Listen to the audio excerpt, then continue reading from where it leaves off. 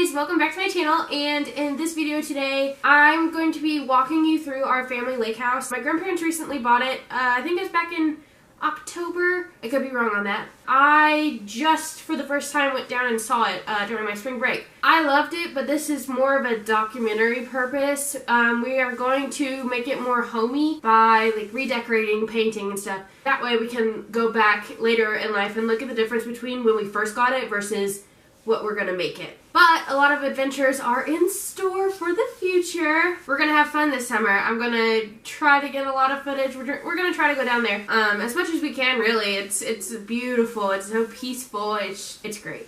Yeah, but this is gonna be a video so my family can look back and see what we have made together. Oh, and on the other note, we don't have our boat yet, but it should be here from whenever I post this. I think like 2 more weeks. They still have to get like a lift installed at the docks and all that. But it's going to be super fun, and I hope y'all enjoy this video. Give me 5. Good girl. Oh, that's good 5. That's good 5. Yeah, that's a good.